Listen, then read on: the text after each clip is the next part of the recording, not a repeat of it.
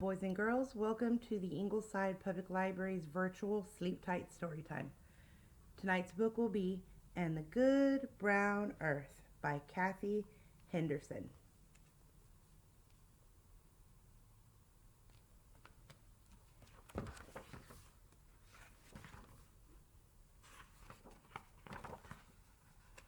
When Graham went to the vegetable patch, Joe came too. It was nearly winter.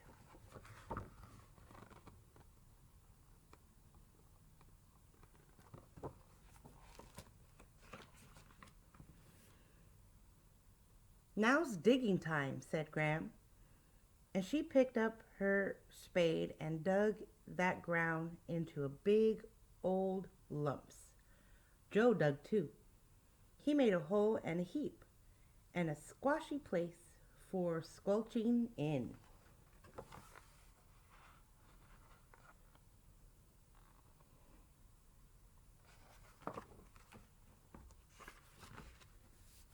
And the good brown earth got on with doing what the good brown earth does.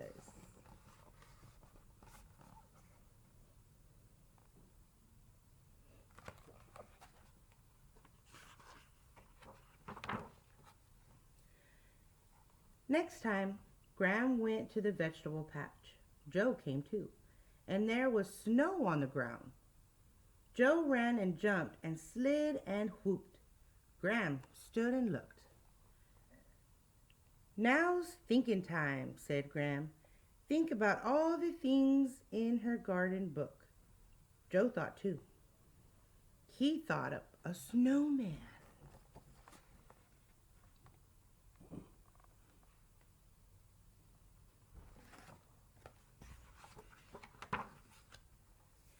Next time Graham went to the vegetable patch, Joe came too, and there was spring in the air.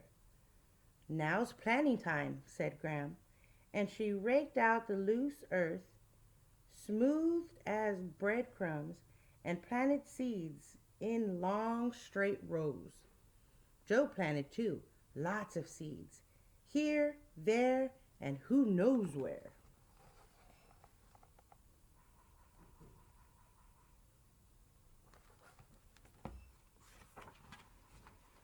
And the good brown earth got on with doing what the good brown earth does best.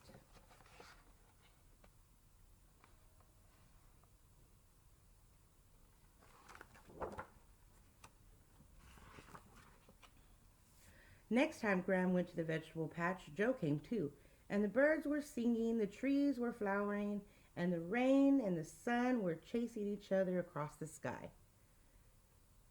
Now's watching time, said Graham, keeping an eye on those hungry birds, and she made a scarecrow and stuck it to the ground. Joe watched too. Graham, Graham, he shouted. There are green spikes coming up. What do you think they are?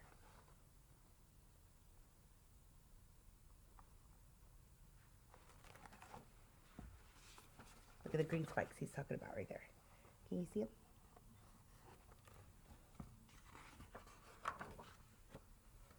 Next time Graham and Joe went to the vegetable patch, it was green all over.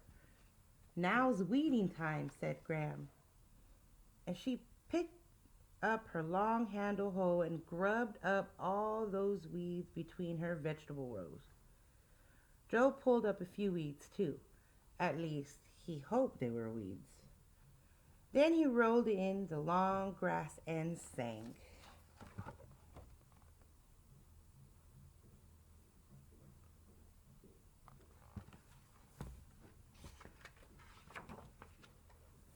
Next time Graham and Joe went to the vegetable patch, it was hot, hot, hot.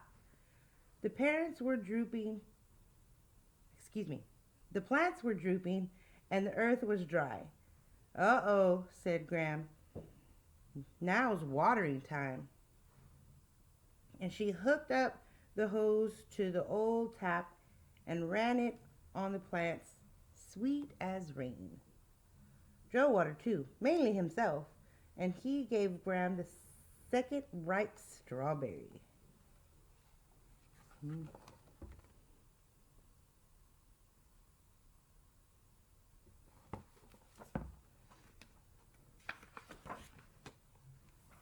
Soon Joe's ma and pa took the whole family to the beach, and Graham and Joe went too. Now's resting time, said Graham, stretching out for a snooze. The sun shone and the breeze blew.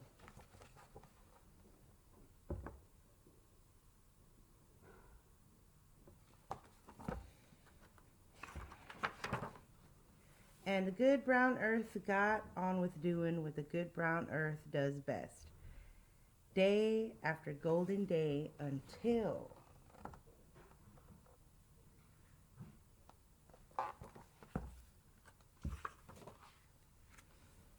the next time Graham went to the vegetable patch and Joe came too, of course. What did they find? Oh, wow, wow, oh, wow. There were Graham's plants standing tall and ripe and lush.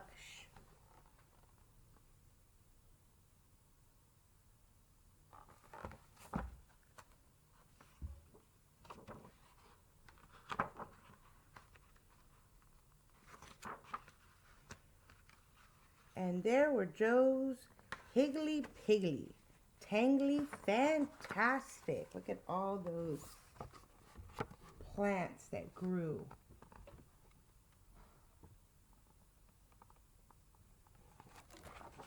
That's awesome. Joe jumped up and down and hugged and hugged and hugged his own Graham tight. But what? But how? But who? Asked Joe. Graham hugged him back. You'd have to ask the good brown earth, she said. Then she took her long pronged fork and opened up the ground. And there were pale brown potatoes like buried treasure and carrots and parnish and beets.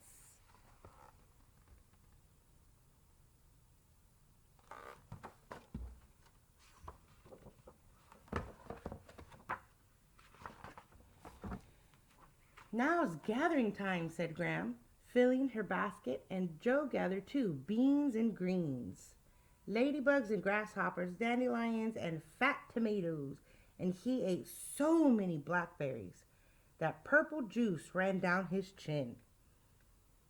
And when they'd finished gathering, Graham and Joe loaded up the wheelbarrow and set off home, ready for feasting time.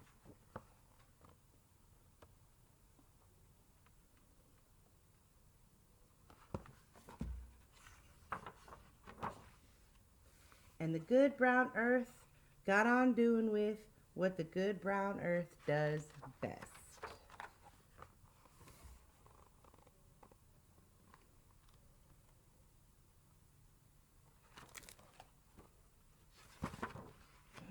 The end. Isn't that pretty?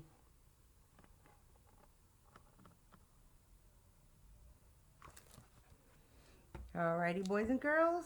I hope you enjoyed this book, And the Good Brown Earth by Kathy Henderson.